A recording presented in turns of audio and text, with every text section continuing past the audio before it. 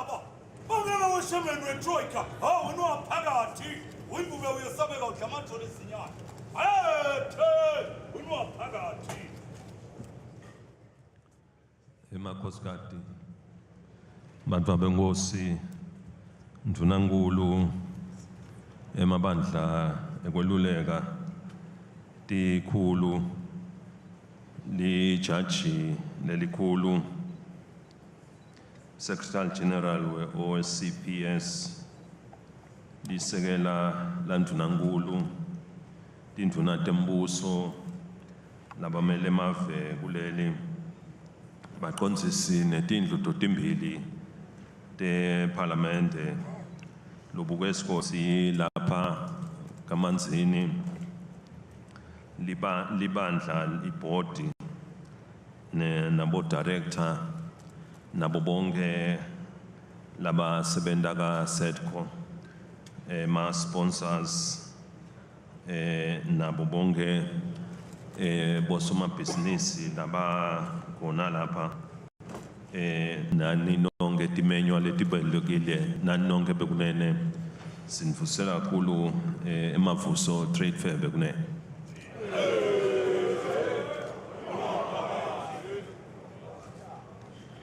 Emakhosikazi, Your Royal Highnesses, Prime Minister, Councillors, Chiefs, the Chief Justice, the Secretary General of the OACPS, His Excellency Musa Saleh Batraki, Deputy Prime Minister, Cabinet Ministers, members of the Diplomatic Corps, presiding officers, and members of both Houses of Parliament, the Regional Administrator for the Manzini region, the Board of Directors, CEO and staff of SEDCO, AR sponsors here present today, captains of industry, distinguished guests, ladies and gentlemen, I greet you all here at Mavuso Trade Center. Bekunene kuyintokoto lenkulu namuhla ukuthi sibuthene lapha emavuso trade fair la khona kulilanga kutobusisa labo somabhizinisi lababonakelewe ukuthi bebangenele lo mncintiswane lokhona namuhla ke selilanga labo lekubabusisa bekunene.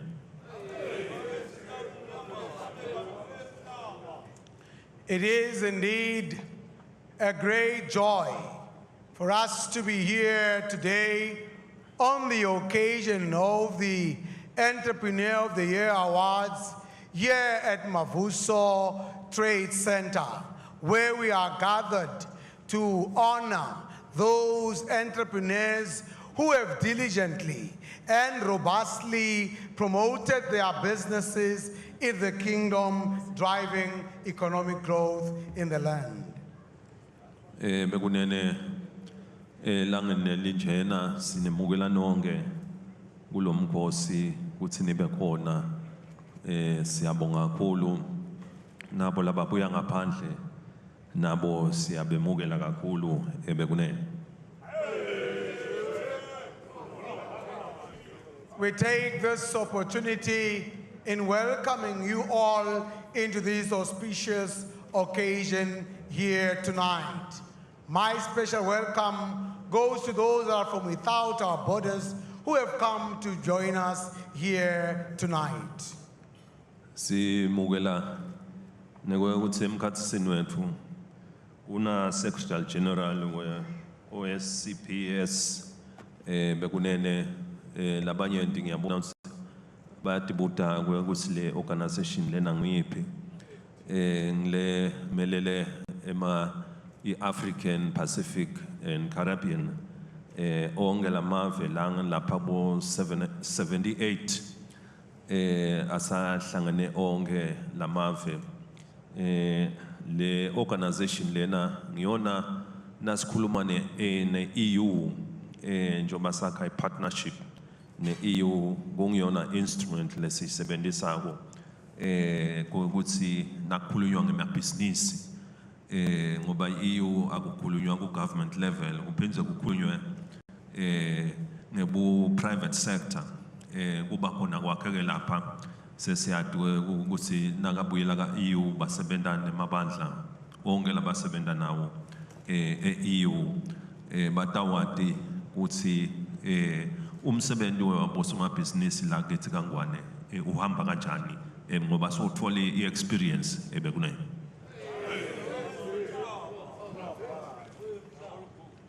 I also take this opportunity in welcoming His Excellency the Secretary General of the OACPS. Many could be wondering, what organization is this?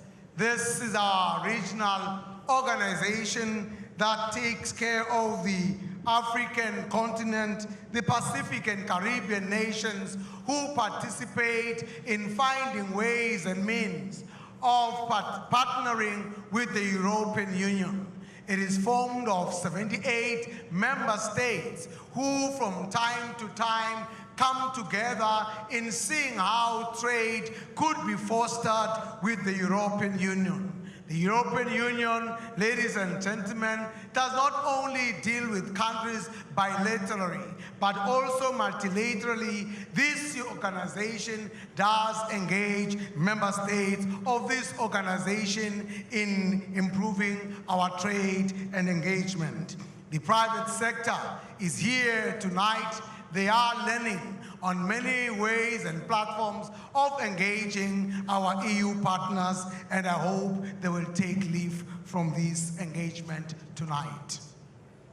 Bekunene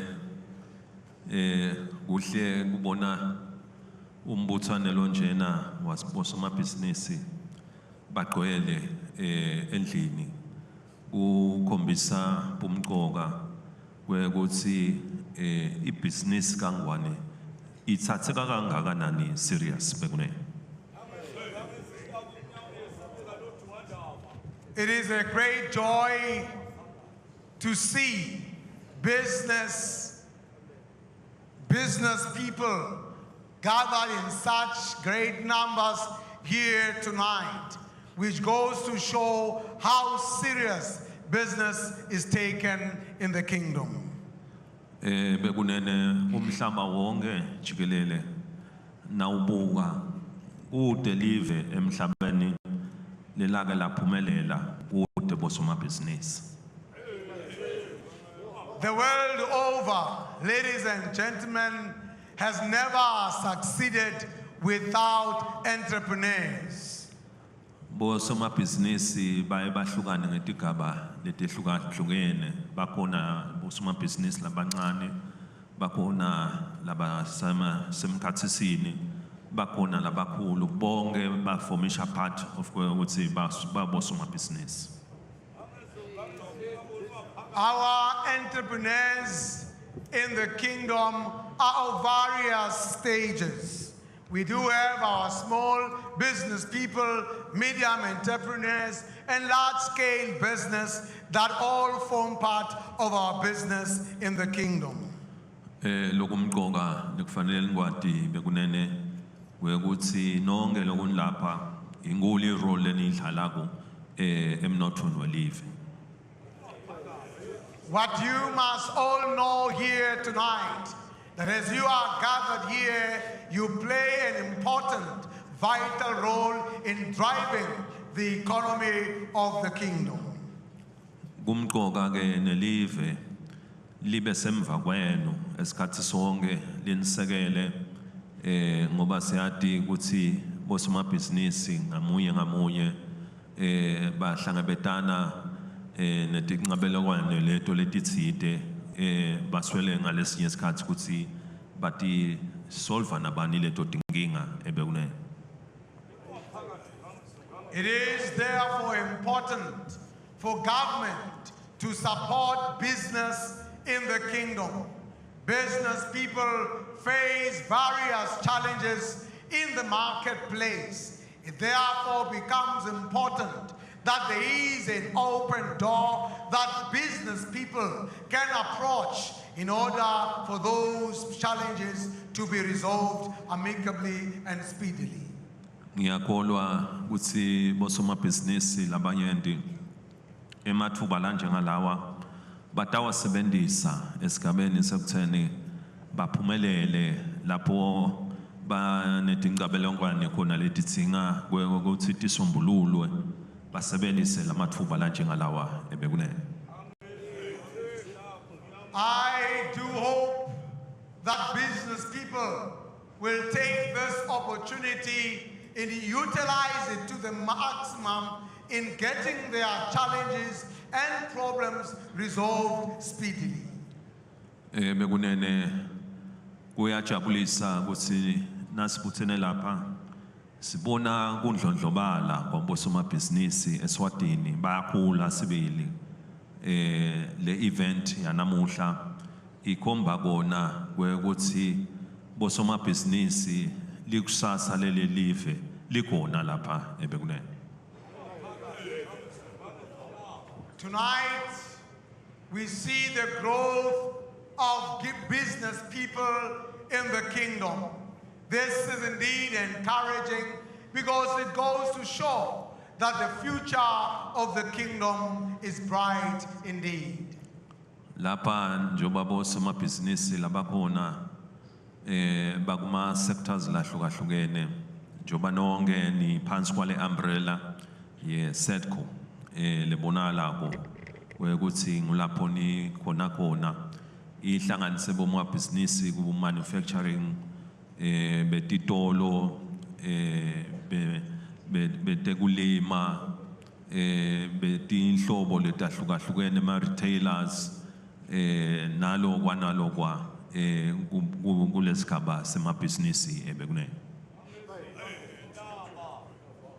Tonight we see various businesses from various sectors of our SEDCO organization, where business people from manufacturing, retail, agribusiness, farming, and other forms of businesses that are represented here tonight, and we are glad to note.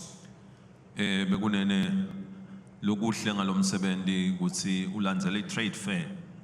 I-trade fair besitikhangisa nakhona sikhangisa yonke imisebenzi lesiyendako la Swatini ukuthi nakuphindze kulandzele umsebenzi lo njengalona na futhi siphinze sitotikhangisa ngemabhizinisi kupromota yona i-business sector eSwatini bekunene. This event, ladies and gentlemen, comes in the footsteps of our Eswatini International Trade Fair, which has just been held a few weeks back, where we were showcasing the produce of our various business entities in the kingdom. Here tonight, we are also gathered to showcase our various businesses and how we can tap into the various potentials that are exhibited here tonight.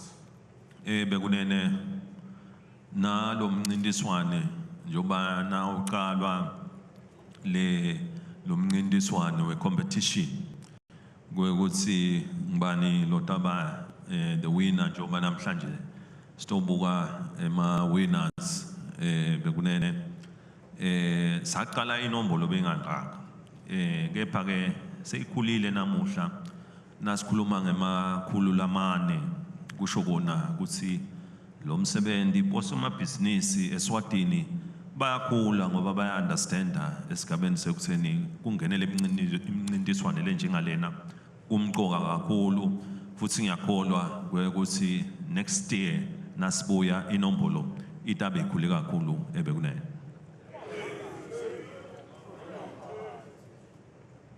Ladies and gentlemen, this competition of the Entrepreneur of the Year Awards is indeed a great ceremony.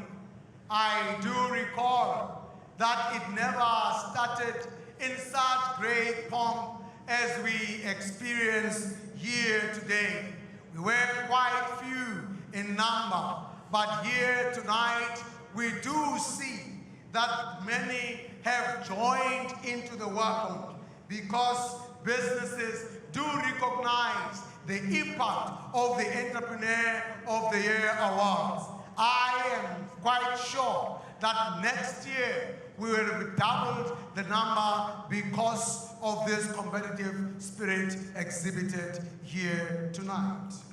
Bekunene sithokozile nekubona i-testimony leyendiwe lo bonalisa ukuthi eminyakeni lophelile inkampani yabo yaba ngibo labathola lomhlomelo lo waba number 1 nasekachaza ukuthi emva kwalomhlomelo se ba recognize le nema companies lapha kithi sive ma financial institutions special labathingeka kakhulu ngoba siyabadinga laba labaphethe imali batolekelela bekunene nakude imali kude umsebenzi ngeke uhambe kahle ibhizinisi imqoka ke i-support ye financial industry so nasiva nje le jahale lalibeka lapha emavi lamnanzi ukuthi ubonakala eveni kuphakame kakhulu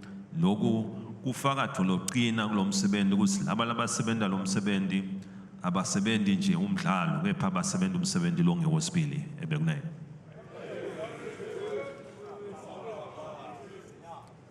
Ladies and gentlemen, it has been a great delight to hear the testimony of last year's winner as he was detailing the success that they have seen since winning the Entrepreneur of the Year Award last year.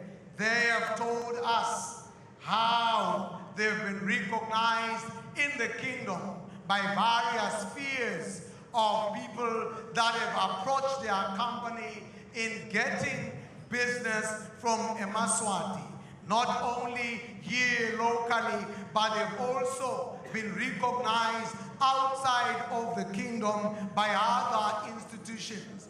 Most heartening was to see and note how the financial institutions have supported them, because without financial support, your business cannot succeed. It is therefore such testimonies that are strengthening to the resolve of the organizers of this great ceremony here tonight.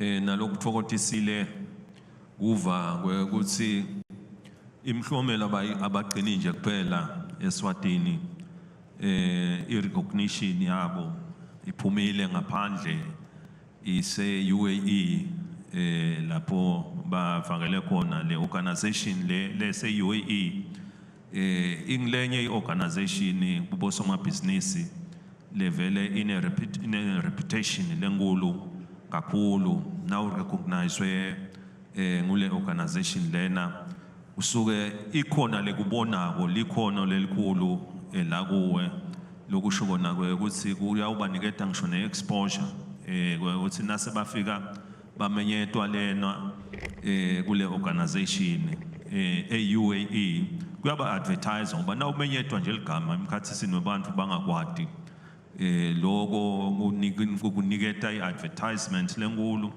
kuniketa i-advertisement lenkulu for live nakushone ukuthi ubuya kuliphi live yindlo lenkulu lalabayendile ebekunene.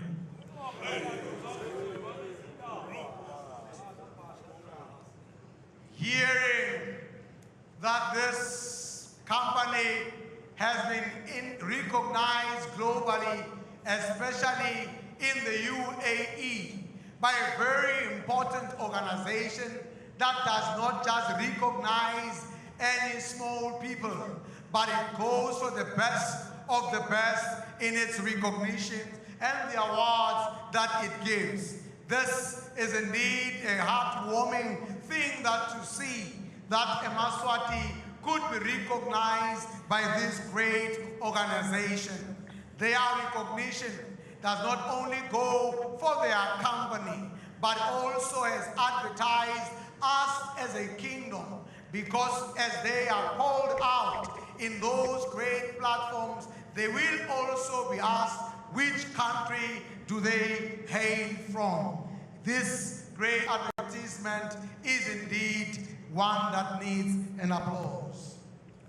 Bekunene loku kulu ukuthi na labo labangenele lo mncintiswane namuhla siyati ukuthi hawu bonke babukile loyo ubukile ubathi nakabuka athi nhlala lapha ngesheya uyabona naka ukuthi awu ungathi ngihamba nako ekhaya lapha kuthi ke awu manabo siyabadumisa kakhulu bonke ngoba umsebenzi wabo kube mkhulu lawo ma finalist kufika la nako kuyi recognition batawu recognizewa ngoba kusho kona ukuthi bawafakele amandla nemfutho nemdlandla kakhulu bekunene lesikholwa ukuthi ke noma namhla bangakaphumeleli labo labangana uphumelela kuhamba nalenqola lithemba bangalahli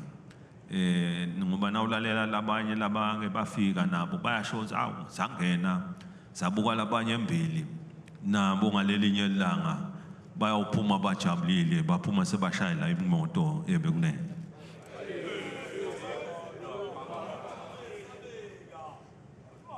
Today the finalists are busy stretching their necks, looking ahead and beyond their seats as they see the prize that is going to be won here tonight. They are waiting with a bated breath to know the outcome of tonight's results. I would like to thank and applaud all the finalists that have worked so diligently in making sure that they work on their businesses to come to this stage. Tonight, you have also been recognized. Your potentials have been seen. And I know that some in the past that have reached this stage have gotten recognition in the entire kingdom and their businesses have been transformed. It is for that reason that I would like to encourage those that will not make it to the #1 position here tonight. Don't give up. Keep up the good spirit, because I know in you there is a winning spirit. Tomorrow you are going to be among those that will take the prize.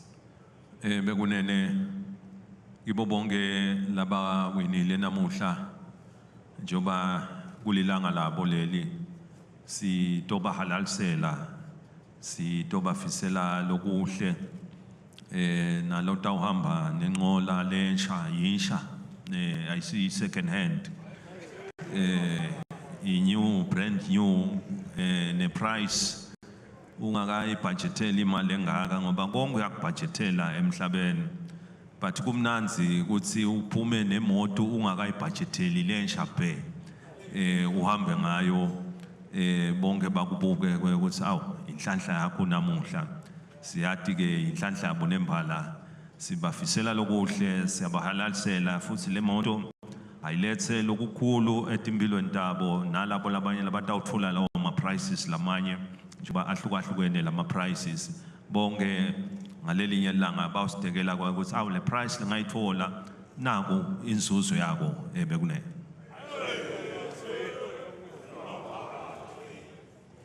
To all the winners of tonight, we are all gathered here to congratulate you for winning, as we are aware that many prizes are going to be won tonight.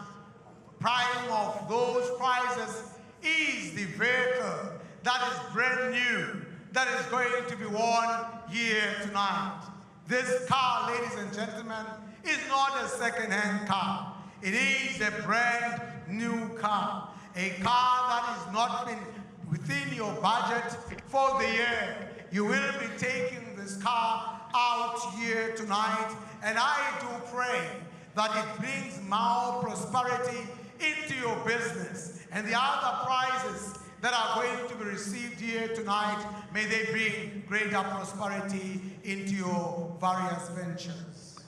Bekunene siphuma sihamba sesibile emakhaya sekuba ngiyo ingqabhayi ukuthi njoba lo msebenzi lona usetshenzwa inhloso yawo yekwe ukuthi ekugcineni uqhuphume ema-billionaires ngalo msebenzi bekunene aphume ukuthi kushiwo ukuthi uqale from humble beginnings waze wakhula wafika kwasiwa sengisondonzima ngalesikithi bo-billionaire bosondonzima bekunene so sibhekile ke in future uto congratulator nekuwinisa bo-billionaires eSwatini lesababe bangemaswati basebenta eSwatini bakha imali eSwatini bagenerate i-economy le-strong eSwatini bekunene.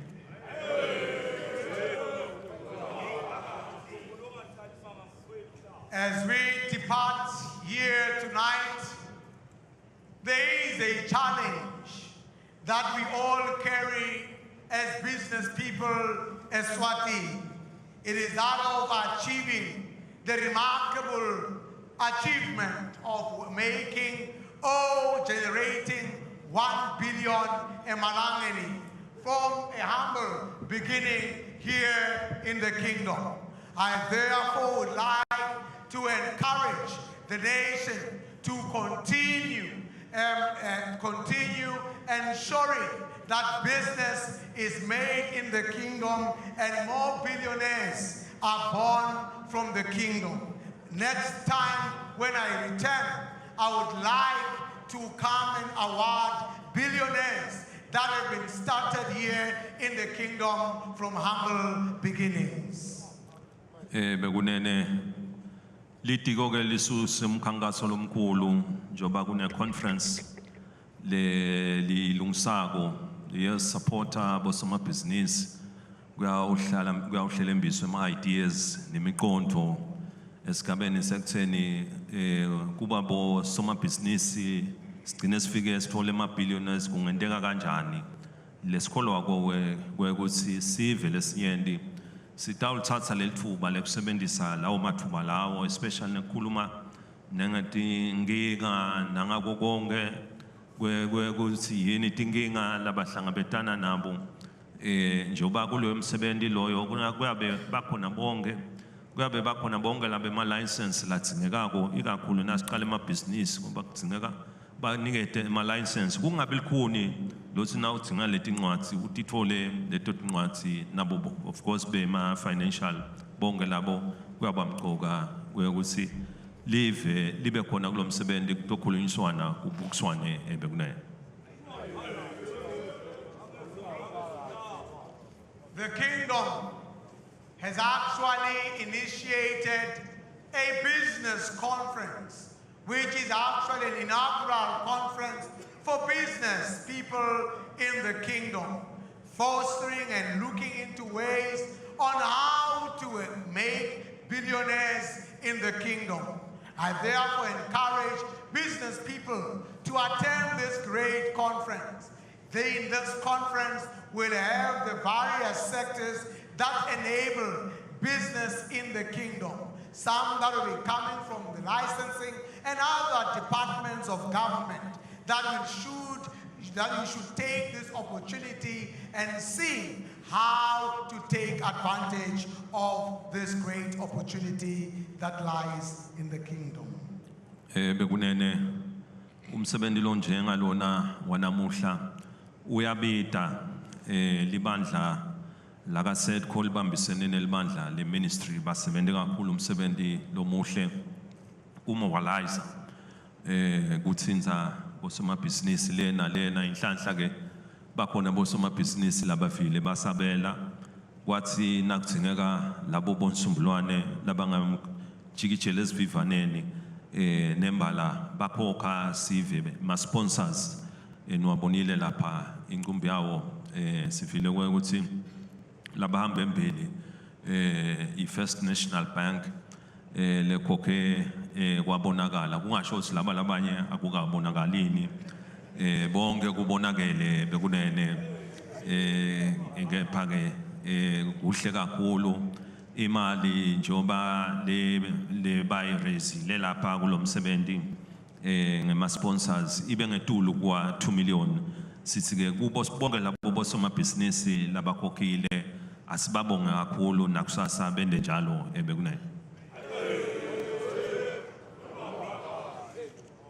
This is indeed a great occasion and event in the kingdom that costs a lot to put together, and I would like to take this time tonight in thanking all our sponsors that have responded to the call to support this great initiative and idea of the kingdom.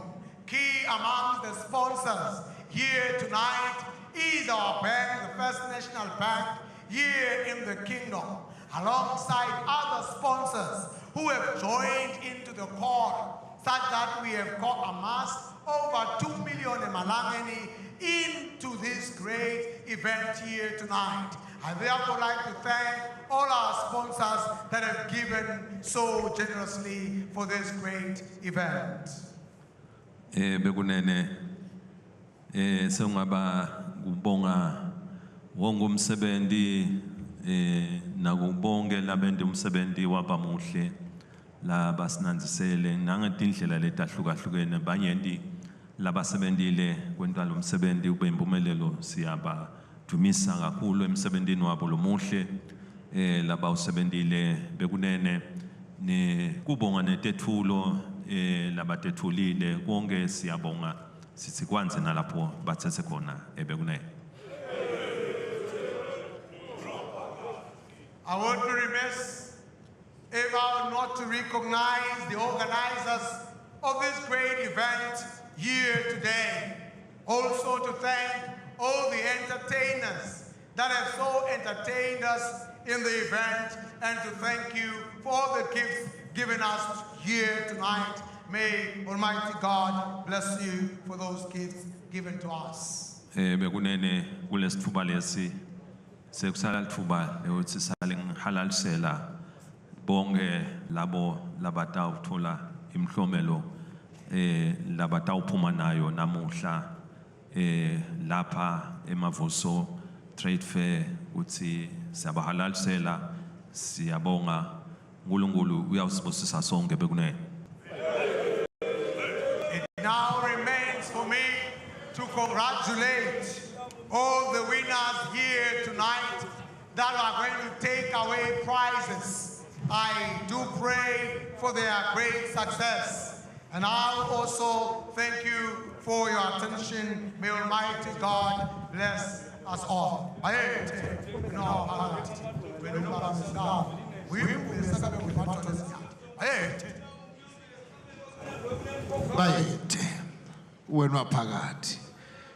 We may all take our seats.